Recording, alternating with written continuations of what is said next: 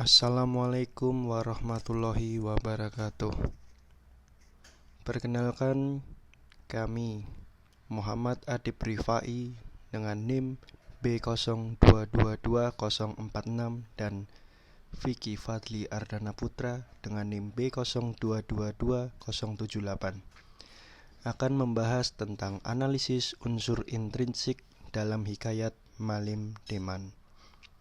Tugas ini disusun untuk memenuhi penilaian ujian akhir semester 2 mata kuliah Bahasa Melayu Klasik yang diampu oleh Prof. S. Tidak perlu berlama-lama, langsung saja kita masuk ke dalam penampakan naskah fisik hikayat Malim Deman. Berikut adalah 3 bukti naskah fisik yang berisi hikayat Malim Deman. Sebelum membahas isi dari hikayat Malim Deman, izinkan kami untuk memberikan gambaran kandungan yang ada di dalam hikayat Malim Deman. Yang pertama ada Bandar Muar, yang kedua ada Batil Emas, yang ketiga ada Balai Gambang, yang keempat ada Tuan Putri Bongsu Hamil, yang kelima ada Menghadap, dan yang bagian terakhir adalah Mahligai. Bagaimana kisah hikayat Malim Deman? Mari kita dengarkan ceritanya. Hikayat Malim Deman. Tuanku Gombong Malim Dewa dan Permaisuri Tuan Putri Lindungan Bulan memerintah negeri Bandar Muar. Mereka mempunyai seorang putra, Tuanku Malim Deman.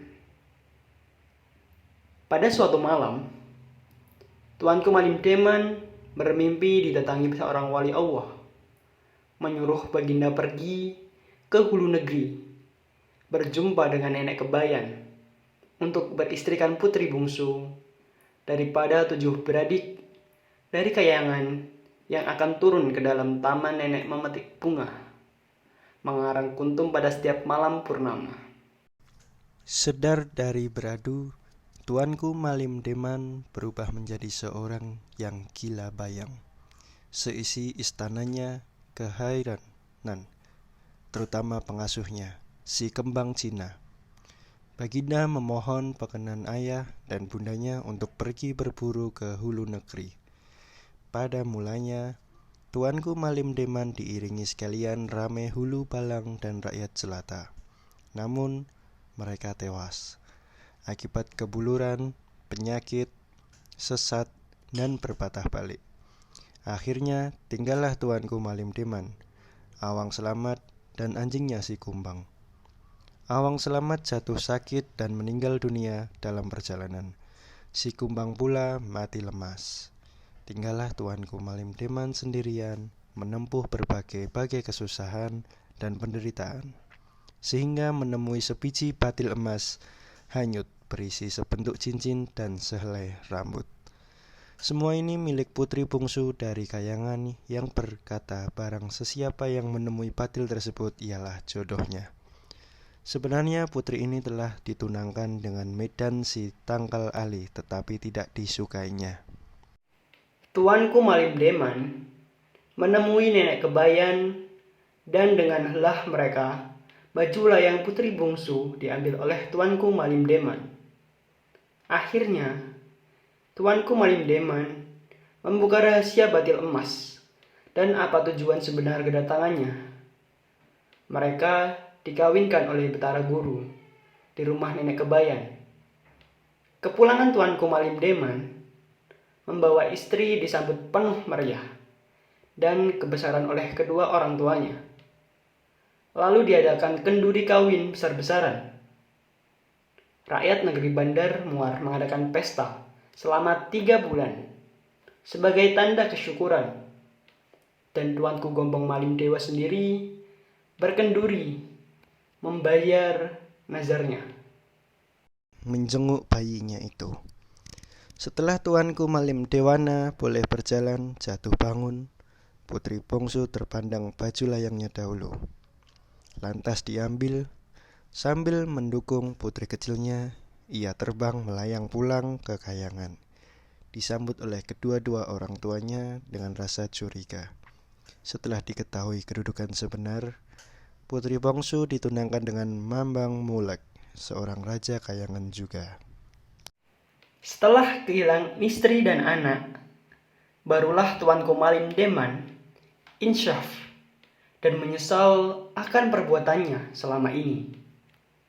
Baginda mengembara semula, sehingga sampai semula ke rumah nenek Kebayan. Baginda meminta bantuan nenek itu untuk berjumpa dengan keluarganya kembali. Nenek memberitahu Baginda bahwasannya burung borak sahaja yang mampu membawa Baginda ke kayangan. Akan tetapi, nenek Kebayan tidak ketahui di mana burung tersebut berada untuk meminjamkan kepada Baginda. Setahun kemudian, Tengku Malim Deman membawa putri bungsu dan putranya pulang ke Bandar Muar, berkawin dengan putri terus mata, putri Raja Jin Islam sebagai menunaikan janji, dan Tengku Malim Deman menjadi raja yang arif bijaksana, serta pula gagah berani yang terlalu saktinya tiadalah berbanding zaman itu. Selesai. Berikut yang kami analisis tentang unsur intrinsik hikayat Malim Deman. Untuk tema dalam hikayat Malim Deman merupakan kehidupan seorang raja. Untuk alurnya adalah maju. Yang pertama adalah tahap perkenalan. Malim Deman adalah putra raja dari Bandar Muar yang sangat bijaksana lagi sangat elok rupanya. Tahap kedua adalah tahap penampilan masalah. Setelah besar, Malim Deman bermimpi seorang wali Allah menyuruhnya pergi ke rumah nenek Kebayan untuk mendapatkan putri bungsu dari kayangan sebagai istrinya. Yang ketiga adalah tahap masalah memuncak. Putri bungsu sangat masuk hatinya. Kebetulan pula ia menemukan kembali baju kayangan. Maka ia pun terbang kembali ke kayangan dengan anaknya Malim Dewana. Yang keempat adalah tahap klimaks. Sesampainya di kayangan, didapatinya putri bungsu akan dikawinkan dengan Mambang Molek. Malim Deman mengalahkan Mambang dalam menyambung ayam. Maka timbullah ketikaman antara keduanya. Yang kelima adalah tahap ketegangan menurun. Sekali lagi, Malim Deman sekeluarga pun turun ke dunia semula. Yang terakhir adalah tahap penyelesaian. Harta Malim Deman pun menjadi seorang raja yang sangat sayang kepada putranya. Di dalam hikayat Malim Deman terdapat beberapa tokoh, antara lain Malim Deman. Tokoh Malim Deman dikenal bijaksana.